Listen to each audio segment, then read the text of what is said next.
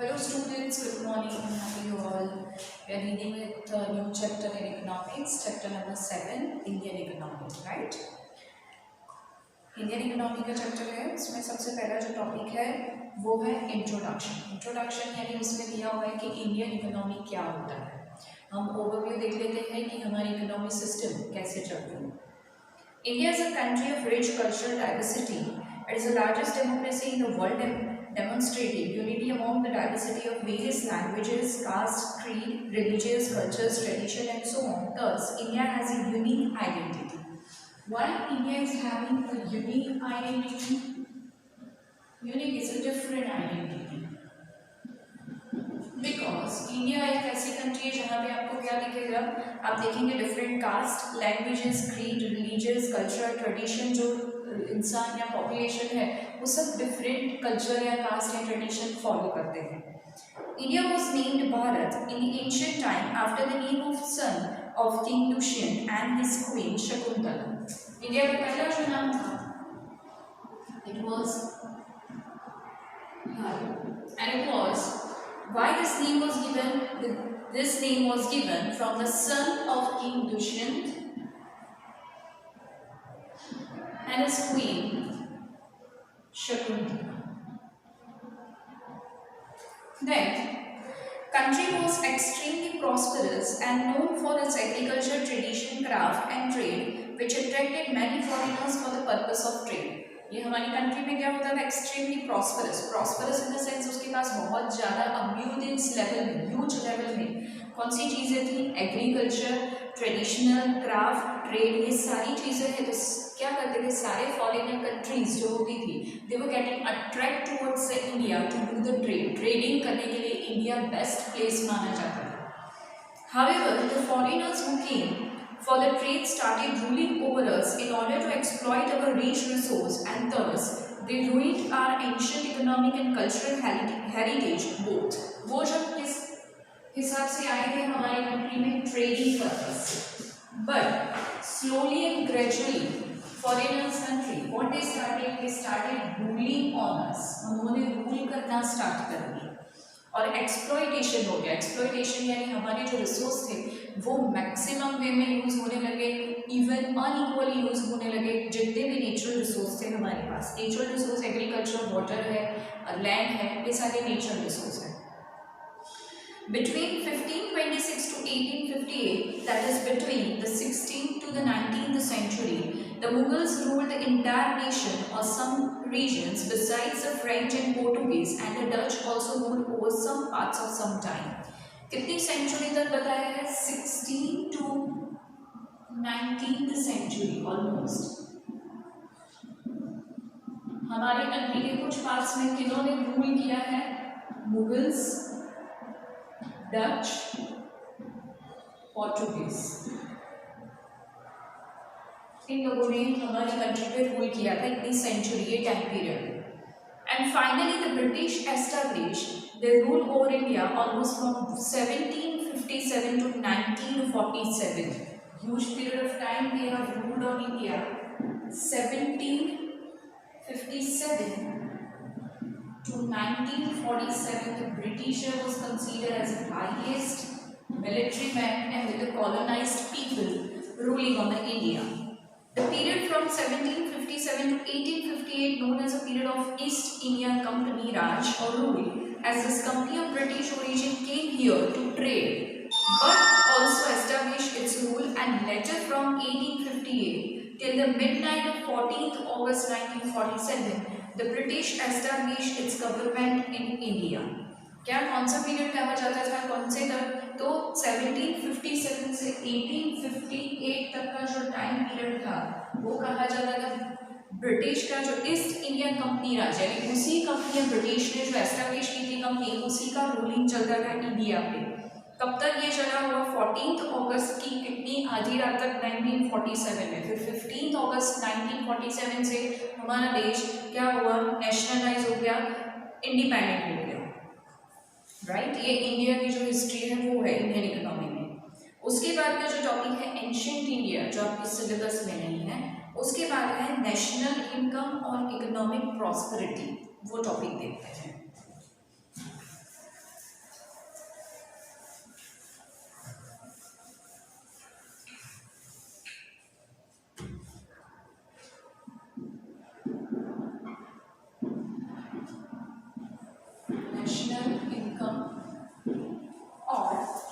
economic prosperity, economic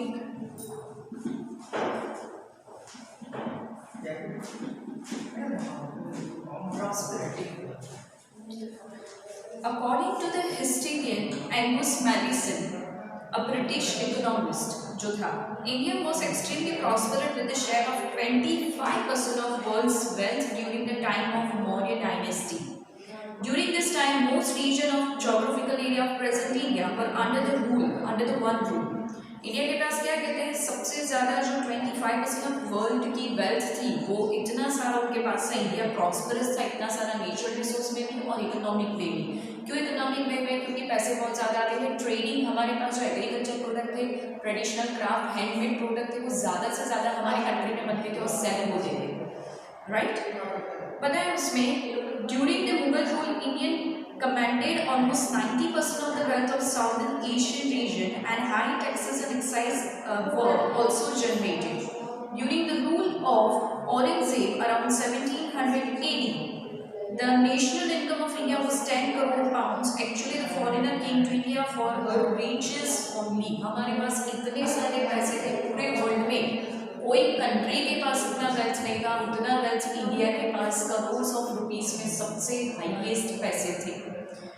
and और सब क्यों आए, सारे फॉरेनर्स इंडिया में क्यों आना चाहते थे? क्योंकि इंडिया तब सबसे रिचेस्ट कंट्री माना जाता था, नेचुरल रिसोर्स में तो माना ही जाता था, लेकिन पैसों के हिसाब से इंडिया के पास सबसे ज़्यादा पैसे थे, तभी सारे फॉरेनर्स कौन सी कंट्री में आने लगे? इंडिया में। Thus, the ancient age was a golden age. Right, ancient age को कहा जाता है golden age. Indian economic before independence during the British rule. अभी देखते हैं कि हमारी कंट्री बिफोर इंडिपेंडेंस, बिफोर जो भी है ब्रिटिश रूल के पहले कैसा सिस्टम चलता था, उसके टॉपिक्स हैं। पहला है रेलवेज। अब सेक्टर वाइज हम समझते हैं कैसा होता था। तो रेलवे था, British setup the railway infrastructure in India and the first rail that ran between Borivandar, present it is known as CST, and Thane on 16th of April 1853. By 1947, India had a rail network of 53,000 km, benefiting a population of 68 lakhs. ये जो railways का establishment था, national income वाला topic खत्म हो गया। Indian economic before independence, Indian economy before independence. First is railway, right? Railway में है कि इंफ्रास्ट्रक्चर और ये जो भी स्टार्टअप था किससे किया था? Britishers started this railway. We'll see now who started this.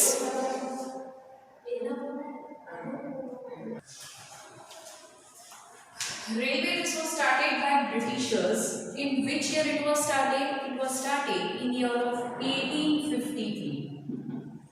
And now, in which year? By 1947. 1947 में कितने पॉपुलेशन हो गए थे इंडिया के पास? 68 lakhs पॉपुलेशन रेलवे का बेनिफिट ले सके, इतना वो डेवलप हो चुका था। Second is roadways.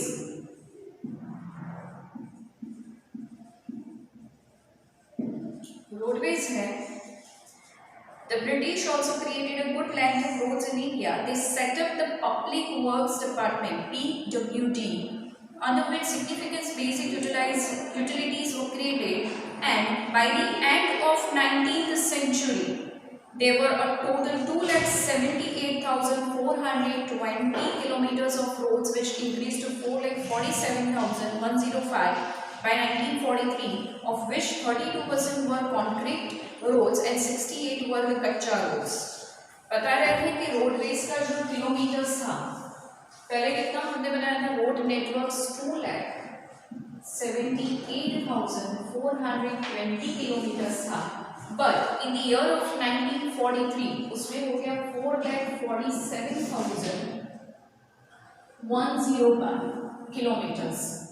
इन 1943 इतने सारा रोड नेटवर्क हमने क्रिएट कर दिया था।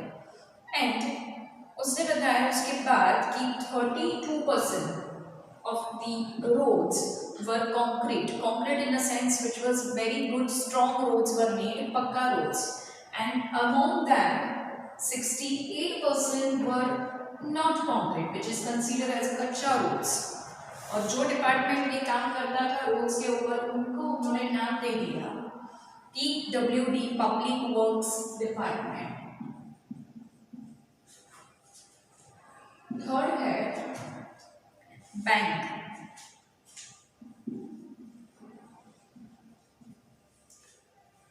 Private sector bank came into the being in India from 1770, and by 1946 there were more than 700 banks in India. Reserve Bank of India is the apex bank today, which was set up in 1935. Banking system हमारी country में 1770 से start हुआ और 1946 year में, इन year of 1946 India के पास कितने bank available थे? More than 700 banks. And उसके बाद है आरबीआई जो सेटअप हुआ, जो सारे कमर्शियल बैंक के ऊपर ध्यान रखता है, apex bank which is a main bank. वो कौन से ईयर में स्टार्ट हुआ था? आरबीआई वो स्टार्टेड इन 1935। उसके बाद है सोशल स्ट्रक्चर।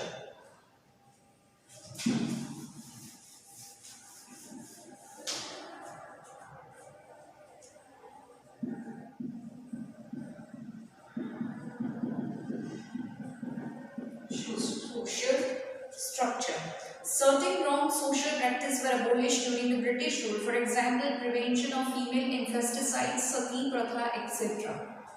Social structure कैसा हो गया हमारे कंट्री का? इम्प्रूव होता गया। इम्प्रूव इनकी वजह से, ब्रिटिशर्स की वजह से। उन्होंने बताया कि ब्रिटिश रूल में जो भी गवर्नेंस जनरल होते थे वो सारे सोशल जो प्रैक्टिसेस, रॉन्ग प्रैक्टिसेस होती थी उनको एबोलिश किया। एबोलिश का मतलब बोलते हैं रिमूव किया। कौन से एग्जाम्पल दिए हैं? Prevention of female infanticides. Female infanticides का मतलब होता है अगर गर्ल चाइल्ड है तो उसे मार देना। जो भी वॉर्म होता है, पेट में होता है, उसको गर्ल चाइल्ड को मार देना है, या तो समथिंग सिस्टम और tradition was taking place in which the girl child were not given the importance and were killed at the time of even birth also. Second दिया हुआ है सती प्रथा। सती प्रथा is like a woman whose husband have died. The women also has to be go to such a kind of fire or to be even get die along with the husband or something. So ये सारी systems के so कितने बंद करवाए? Britishers ने। Even they started the remarriage system. Remarriage system यानी if the husband has died or wife has died, the person can even go for second marriage as well. This was started by the Britishers. Fourth is agriculture. Fifth is agriculture. It is Indian agriculture suffered from high revenues, a system of zamindari, landlordship, and other acts of the Britishers. There was exploitation of several types and poverty in this sector started increasing. To give an example, after Industrial Revolution in Britain, British made Indian farmers grow more indigo to fulfill the needs of their textile industry. However, if the farmers had taken a loan to grow indigo and incurred losses, British government did not waive off their loans and farmers started incurring and accumulating the debts. Agriculture में क्या हुआ था? जमींदारी system जो था उसमें Britishers ने क्या order दिया था फार्मर्स को? More amount of Indigo plant करने के लिए या ग्रो करने के लिए। Indigo is a small kind of plant which gives a color to the denim clothes. It is known as a indigo.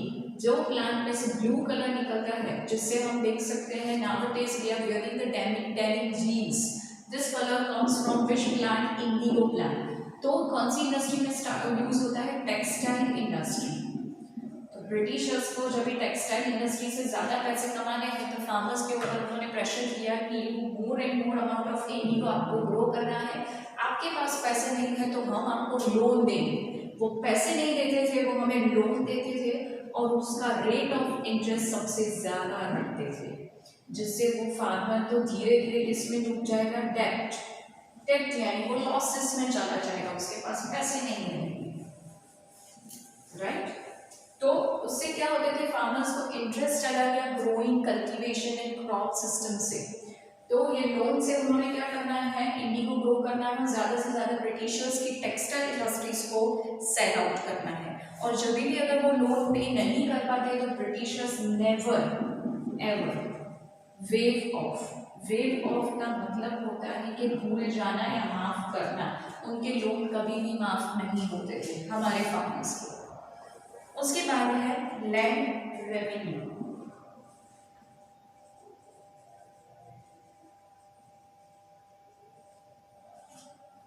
East India Company got the rights to collect the land revenue from the kings in India, and with that also got a right to collect the land revenue from the owners of the farming lands. Later on, the British government collected land revenue from the farmers through the zamindars. यहाँ पे क्या होता है कि land revenue, revenue का मतलब हम tax गिनेंगे या इनकम गिनेंगे।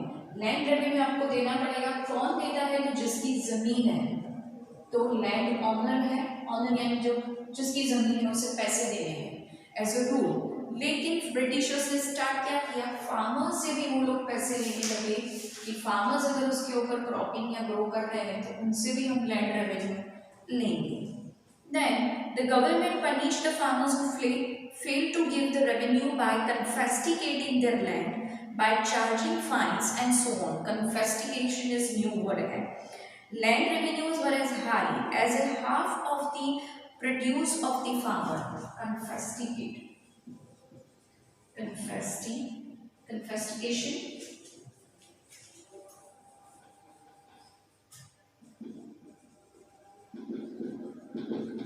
जो भी फार्मर अगर ये टैक्स या लैंड रेवेन्यू पे करने में फेल यानी पे नहीं कर पाया, अनसक्सेसफुल हुआ, तो उसकी लैंड को कन्फेस्टिकेट यानी ब्रिटिशर्स उसको जब्त कर लेते थे।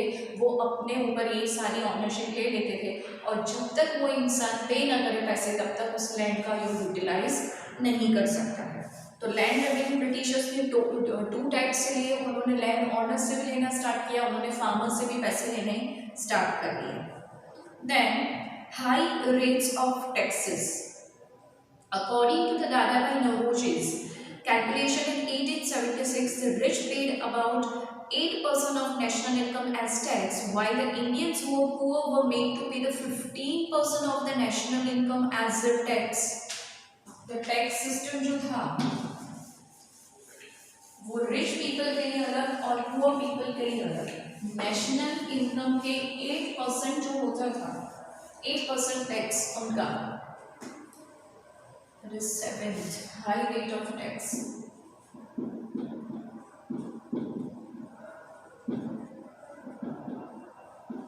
8% किसको भरना है, रिच पीपल। और नेशनल इनकम के जो 15% होते थे वो इंडियन पुअर पीपल से टैक्स भरवाते, यानी ऊपर से इनकम तो कम है और आपको टैक्सेस सबसे ज्यादा पे करने हैं। तो day by day all the Indians were even going more in the debt. It is high rate of excise and custom duties. Custom and excise duty. High excise was collected on the matches, sugar, steel and silver and all such commodities, though the salt was easily available in India and the British termed as illegal the production of salt by Indians on seashores, and they monopolized the salt trade and imported the salt to India by laying high custom duties and thus made it an expensive commodity for the poor Indians.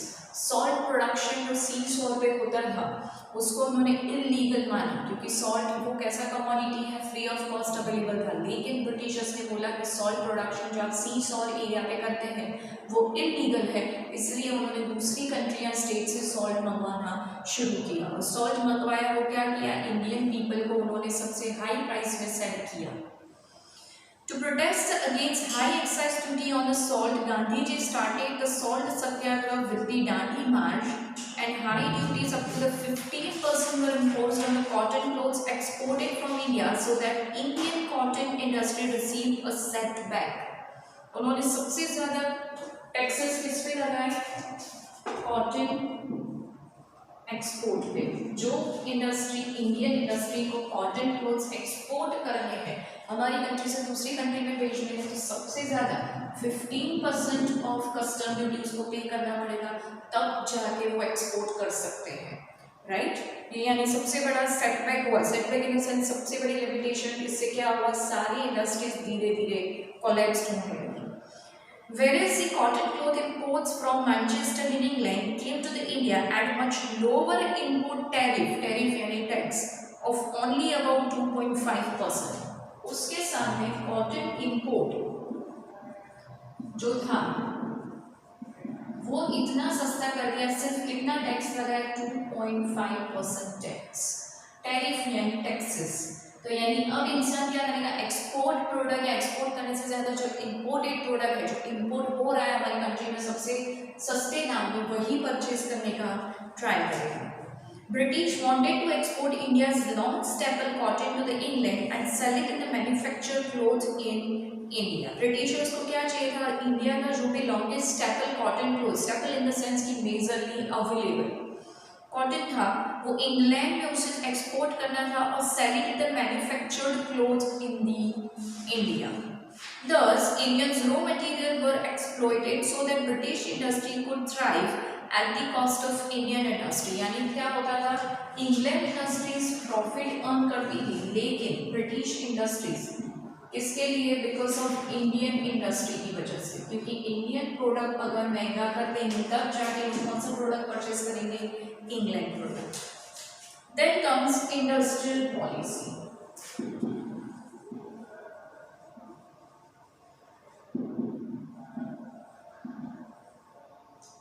Industrial policy. The period from 1750 to the 1830 was a period of industrial revolution. East India Company had by that time started establishing rule in India, and in 1858 the British government established its rule. British government adopted a policy that made the Indian investor lose confidence, and the development of Indian industry was lopsided in the character, in the sense that only some light and consumer goods industry was started and more attention was given to the machine manufacturing and heavy engineering and heavy chemical industry and other basic and key industry. Policy was to send raw material from India to Britain and sell goods made in Britain to the India. Industrial policy ऐसी बनाई थी कि they were not paying attention of heavy industries, machinery industries, key industry, chemical industry. वो सबसे ज़्यादा कौन सी industry पे ध्यान दे रहे थे, प्राइमरी इंडस्ट्री जो होती है, हैंडमेड प्रोडक्ट्स होते हैं, कॉटन इंडस्ट्री या टेक्सटाइल इंडस्ट्री पे they were focusing more and investing more. They were not paying attention towards such kind of industry, and this industry made a lot of amount of losses in that time. And उनका एक ही M था कि Britain से, India से सबसे ज़्यादा अच्छा raw material England में जाए और इंग्लैंड से जो प्रोडक्ट आए वही इंडियंस परचेज करें। Then comes economic exploitation.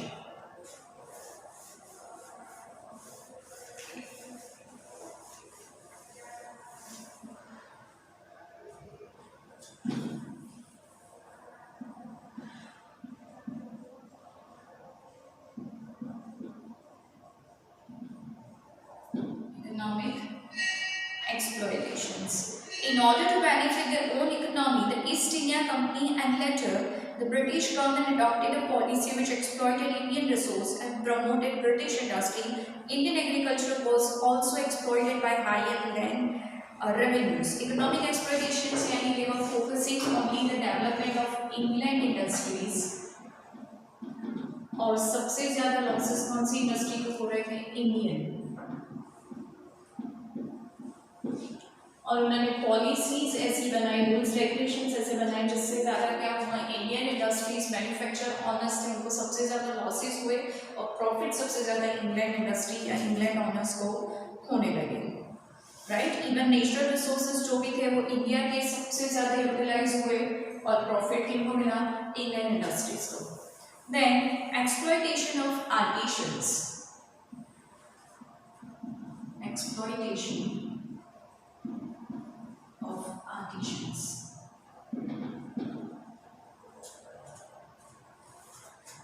The East India Company he exploited artisans by obtaining goods from them up to the 15% to the 40% lower prices.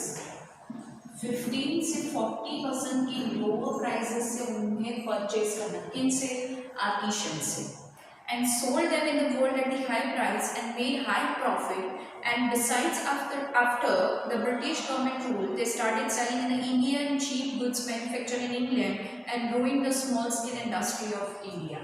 जो भी artisans in the person who is an artist of the craft, painting or any kind of good things which are made in India, olden tradition India में जो चीज़ें handmade बनती थी वो artisan से 15 से 40% से कम प्राइस में लेते थे और मार्केट में हायर प्राइस पे सेल करते थे, इसलिए उनको प्रॉफिट होता था। 12th is investment pattern. Investment pattern. British made only those investment in India which benefited Britain. For example, railway, roadway, this all were created to help movement of raw material and goods for their industry. Investment in education was made to educate personnel to run the British administration in India were prevented from getting technical educations. उन्होंने investment सिर्फ कौन सी industry या कौन से area में पैसे डाले जहाँ पे उनको बेनिफिट देखा?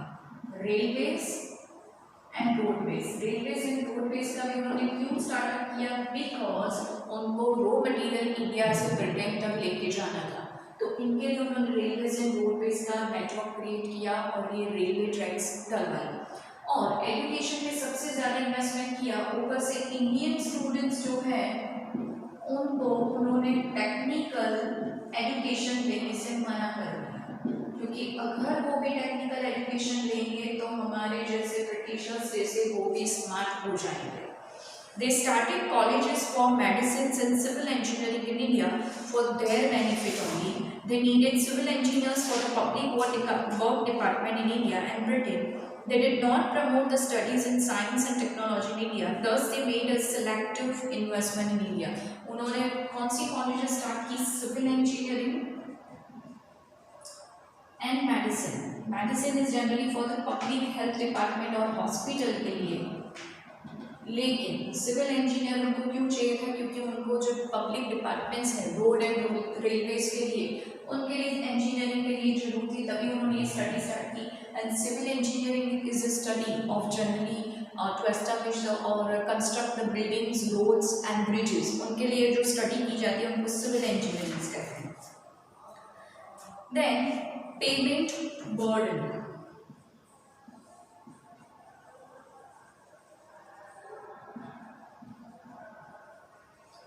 Payment burden कैसा था?